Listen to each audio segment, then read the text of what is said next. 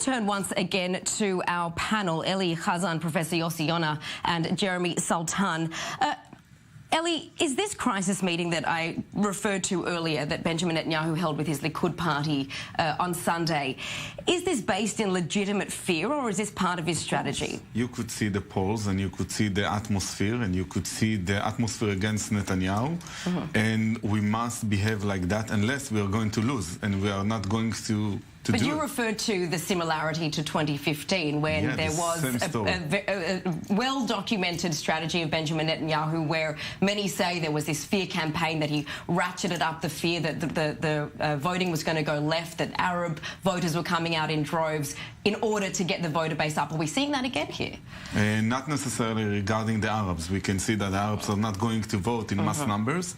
At least that's what I read in Haaretz newspaper, but it's not only that.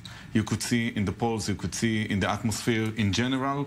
And yes, we are concerned. And don't forget, we have the scar of 1992. We remember exactly what happened in 1992 when I want to remind you that the right bloc gets more votes at that time, but because of the fragmentation inside the right bloc, we lost the election. We don't want to be in the same situation. Professor. Oh, I think that, history need not repeat itself in this case. And I think it is a combination of, on the one hand, a sober kind of analysis of reality that, of course, there is a prospect that Netanyahu would lose the elections.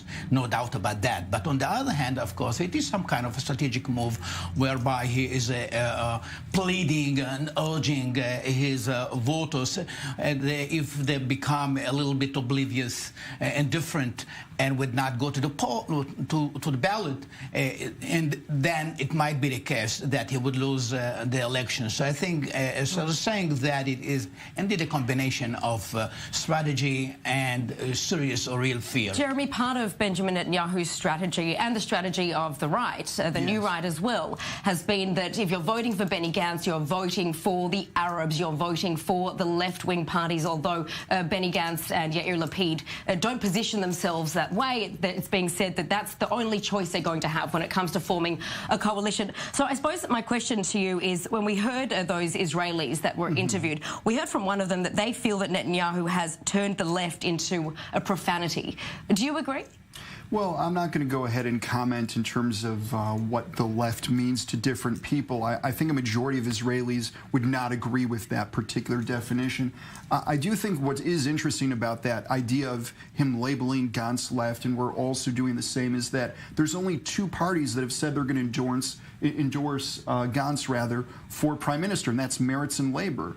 Yossi Yonah just said those are the only left-wing parties left. So if only the two left-wing parties left are endorsing Gantz, how are we not going to go ahead and say that he's left-wing? No, but there's a difference between saying that we are left, and of course I'm proudly, you're definitely one of the proudest leftists I know. Yeah, no question about that. But there is a gap between saying that someone is left and someone is a traitor, someone left. Oh, no one at this table is saying that. And I think that by the way, Blue and White accused Netanyahu of being a traitor. Don't forget, it's the vice versa. Is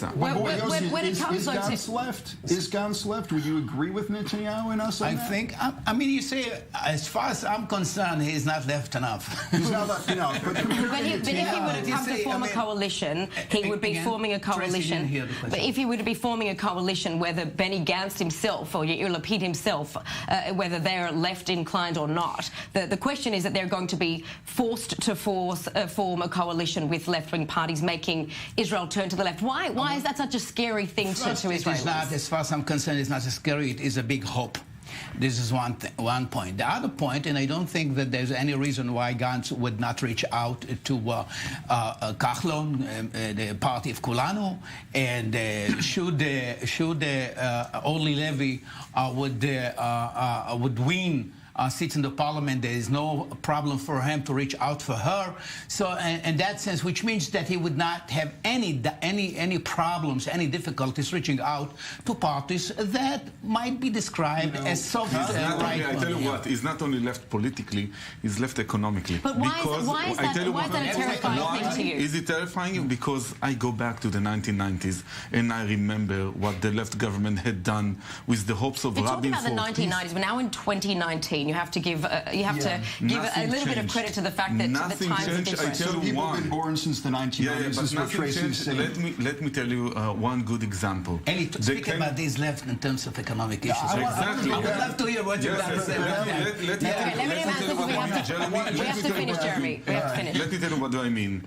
Israel is suffering from a cost of living, and one of those who created this cost of living is the Histadrut, the unions. Israel's still suffering from cost of living. No doubt about it. And one of the reasons, the Histadrut, the union, is one of the causes. Yes, they defend the big, how do you call it? The big trade unions. The big trade unions. And who is the candidate for being Minister of Finance for Blue and White? Is Avi Nissenkoren, the former head of the unions. It means a lot. All right, we have to. Unfortunately, we have to move on. But of course, this has been a hot topic. Economy everywhere has been a hot topic. Has to be said that while we can look back, also we're currently in the same situation. So you have to weigh it up. Of course, being a voter.